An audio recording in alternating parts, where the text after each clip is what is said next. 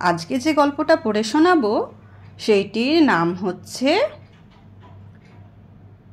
নেকড়ে এবং সারস। একদিন এক ক্ষুধার্ত লোভী নেকড়ে রাত্রের খাবার খাচ্ছিল।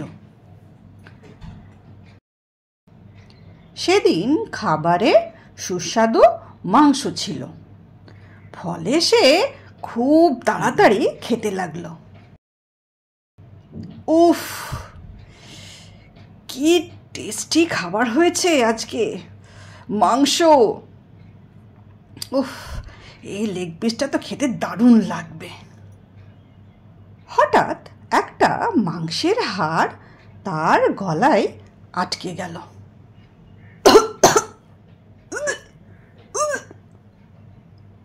কি হলো আমার গলায়?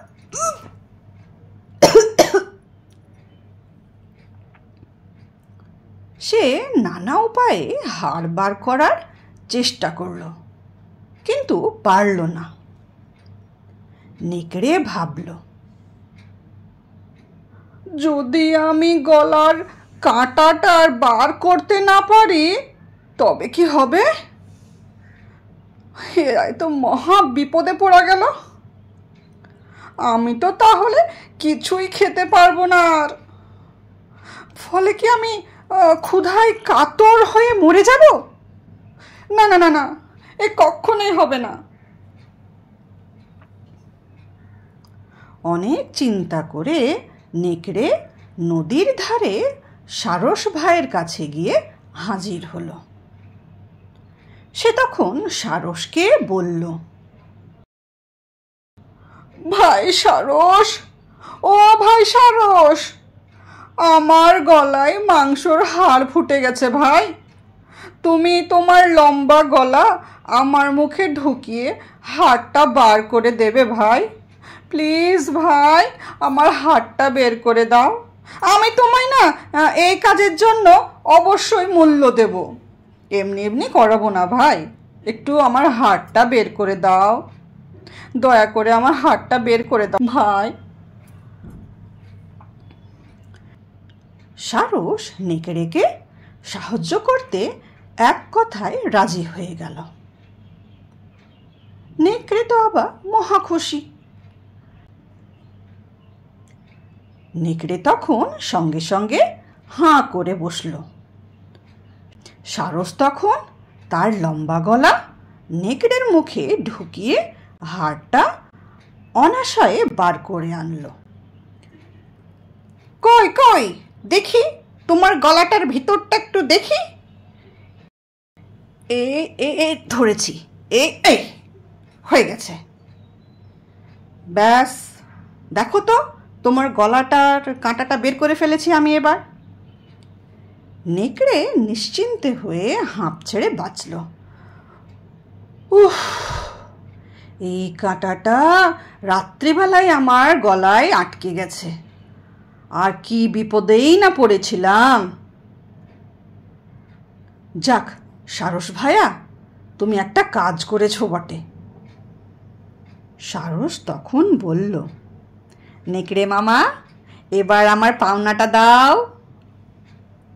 নেকড়ে অবাক হয়ে জবাব দিল, পাওনা? কিসের পাওনা ভাইয়া? পাওনার কথা ভুলে যাও, আর ভগবানকে ধন্যবাদ দাও যে তুমি আমার মুখে তোমার মাথা ঢুকিয়ে নিরাপদে সে মাথা আবার বার করে আনতে পেরেছ।